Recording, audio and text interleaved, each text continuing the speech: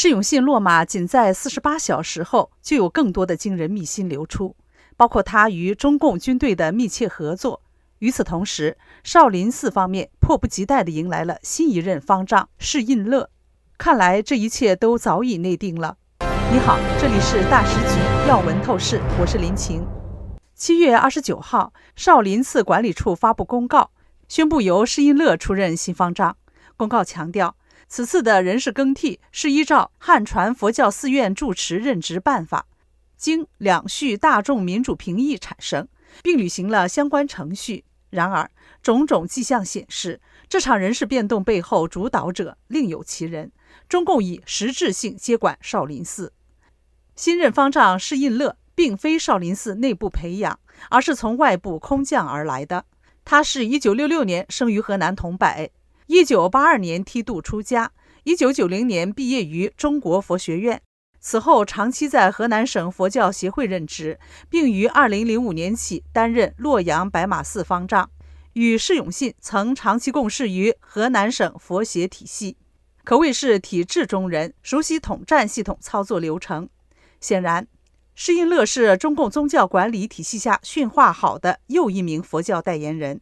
他的上任象征少林寺再度归队，回到中共的掌控之下。从2025年初释永信被边控，到5月地方宗教局与统战部人员进驻少林寺常驻办公，设立管理处，将寺务与财务掌控在中共的手中。释印乐的当选不过是这一权力接管计划的收尾步骤。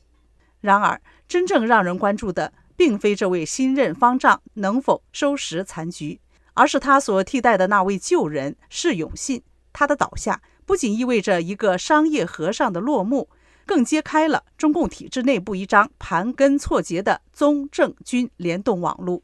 要理解中共为何在此时选择收手，割舍这位曾被奉为统战样板的明星方丈，就不能只看少林寺账上的香火钱，还得从更深层的军政结构去找答案。很多人不知道，释永信除了是商业和尚、政治和尚，其实还是一名军事和尚。他与中共军方的关系不是泛泛的文化交流，而是一种深度绑定的人脉输送与利益同盟。故事要从塔沟武校说起。这家位于登封的塔沟武术学校全名少林塔沟武术学校，对外号称是天下第一武馆，实际上却是少林寺官方认定的直属武功训练基地。其创办人刘宝山与释永信关系极深，祖上3代都与少林寺有缘，甚至被少林方丈封为武术总教头。塔沟武校从来不遮掩与四方的联系，对外主打的招牌是正宗少林与方丈一脉相承。但这家武校真正重要的身份并非民间武术培训机构，而是中共军队特种兵输送基地。根据塔沟教育集团自己公开的资料，仅在2019年就有712名学生被特招进入中共海军陆战队、陆军反恐特战大队、武警猎鹰突击队与海外警卫特战支队、83军特战旅、72军特战旅、新疆武警兵团总部、四川武警等多支部队。这些可不是一般的部队啊，而是直属军区与战区的精锐特战力量。甚至还与多个集团军签署合作协议，共建特种作战人才培养输送基地。谁能做到这种级别的合作？谁能把民间武校变成军事后备兵员？背后没有红色关系，军方高层点头，根本不可能发生。而释永信就是其中的皮条客。2017年4月，塔沟武校迎来一位重量级房客，上将贾廷安。他是江泽民的大秘，军队系统内常年主管宣传与思想工作的核心人物，历任中共中央军委办公厅主任、总政治部副主任、军委政治工作部副主任，背景深厚。当天，他一抵达武校训练场，就主动向一群正在训练的武僧学员敬礼，赞誉他们身怀绝技，心系家国。这不是普通的巡视，而是一种政治认可，也代表军方某一派系对释永信输送兵员工作的直接肯定。事实上，早在2010年前后，少林寺武僧团便多次走进中共军队的演习场，与空降兵部队进行联合演练，演示功夫操、搏击技艺，并参与军中精神文明建设。这套结合禅武合一与政治正确的军佛合作模式，不是偶发事件，而是一种长期构建的权力同盟。一个方丈为什么能打通中共军方高层的关系网，甚至成为特种兵人才供应链上的一个节点？事实上，在释永信的操盘下，少林寺不只是宗教机构，更成为军警系统的重要预备人才训练基地。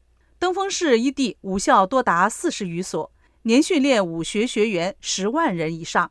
这样的军事功能性，让它成为统战部与军委系统都无法忽视的特殊资产。而在政治系统内，释永信更是处处主动贴靠。他先后被选为中共第9到第12届全国人大代表、河南省政协常委，还常年担任中国佛协副会长与登封市政协副主席，身兼红色身份与宗教领袖，典型双重角色，一头多帽。他常年参与各级统战工作会议，不但自己接受政治轮训，还主动提出将少林寺设为宗教界统战干部教育实践基地，供各地佛协干部前来学习如何与党保持一致。他的少林弟子表面上是佛门弟子，实则是体制延伸出的预备役资源平台。这一切与当年江泽民执政时期的军中结构有关。那时，大批河南籍高级将领掌控各大军区与兵种，形成根深蒂固的河南帮，而少林寺所在地登封也成了军中某些派系的后勤与文化联络站。释永信正是在这样的背景下做大，他打造武校，训练武僧，输送人才，为部队提供源源不断的思想合格、体能过硬的青年，与军方形成相互依存。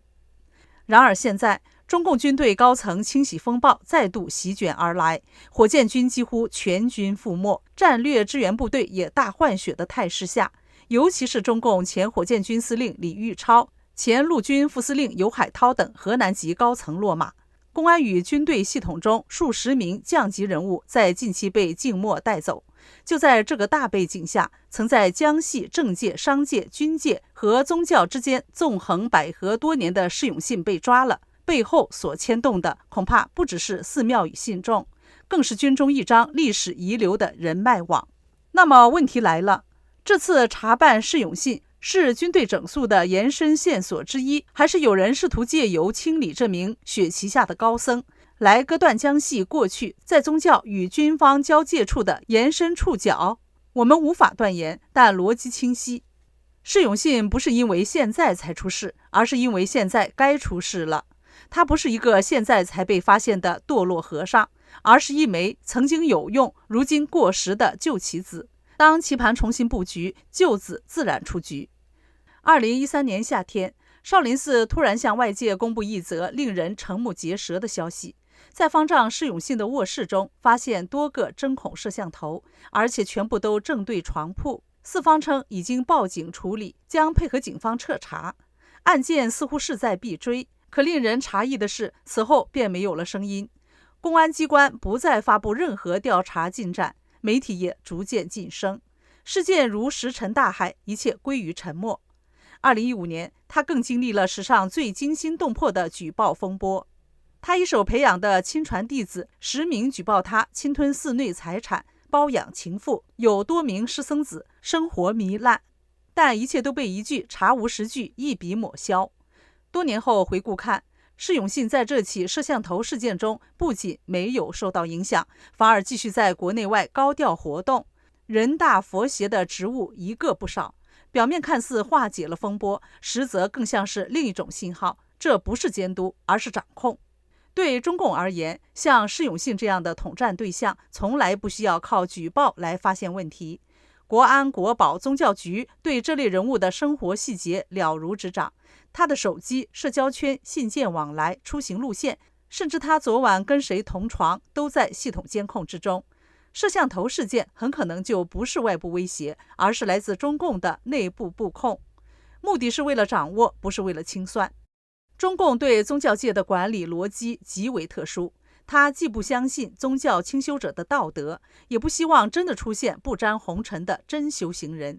对他们来说，太干净的人不可用，因为你无从控制。只有那些手上有势、有软肋、行为不检的人才安全可靠。党要的不是道德高僧，而是政治驯服的工具。释永信正是这个模型。在统战部系统内有一句话从未公开，但流传甚广：只有他不干净，组织才能捏住他，他才听话，才靠得住。这句话说穿了，就是中共选拔可用和尚的逻辑。你可以有财色问题，但不能有政治问题；你可以乱搞男女关系，但不能有独立立场；你可以为了利益压榨相克，但不能对党阳奉阴违。更极端的是，据宗教系统内部人士回忆，部分僧人道士甚至会主动暴露自身的丑闻，以此作为一种透明状，向党表忠。他们知道，只有当你暴露了自己的人性弱点，组织才会接纳你。这种逻辑反映了整个体制的病态，道德高洁令人不安，反而需要一些可控的肮脏。这样的生态之下，释永信并不特殊，他只是那个跑得最快、配合得最好、把自己贡献得最彻底的人。他懂得如何让统战部放心，不仅不隐藏，反而主动迎合；不仅不掩饰，还积极表态。他与统战部门合办宗教干部培训班，把少林寺变成党员教育基地。他让少林武僧背诵社会主义核心价值观，将佛经讲成习思想。他在镜头前诵经念佛，私下里却是控股公司的董事、佛协高官、红色网红、多个私生子的父亲。这一切都让他成为中共宗教政策驯化成功的证明。但这种证明是以毁灭宗教清净，彻底将信仰工具化为代价的。释永信的堕落是被制度许可、鼓励和一手养大的，否则他不会坐拥如此庞大的商业帝国，也不会享有副厅级干部的待遇，更不会在摄像头指向床头的第2天还能带队去美国讲中国佛教的清修精神。摄像头不是用来揭发，而是用来勒住、观察、威慑。当它还有用，那些图像永远不会流出；当它价值终结，这些资料就是它倒台的开场。所以释永信的安全期不是因为清白，而是因为他还能被用。真正的问题从来不在于中共知不知道他的事，而是中共什么时候决定不再保他。这样的释永信不是特例，他只是系统内一个典型的样板。在今天的中国，只要宗教还被纳入统战框架，只要住持还要政审上岗，就还会有无数个释永信，或正在走在表忠之路上，或正在把自己的犯戒行为交到组织手里，换一张方丈宝座。只是再完美的样板，终究也是棋子。当局势转变，保护伞失效，人再红也保不住自己。这就是中共统治的铁律。忠诚有用的时候，你是样板；一旦失去价值，你就变成问题人物，养肥的韭菜，该拿下就拿下，毫不犹豫。释永信这种人之所以能存在，是因为中共需要一个既能打拳又能表忠，既能捞钱又能稳控群众的宗教代言人。统战系统造他、扶他、捧他，也掌控他。只不过一旦利用价值终结，就会立刻被拿下，干净利落，毫不留情。而最讽刺的是，正因为他如此忠诚，如此好用，才注定了他不能善终。这就是中共宗教的体制宿命。当和尚成了干部，寺庙变成公司，信仰只是服务于政权的工具时，那么堕落就不是意外，而是必然。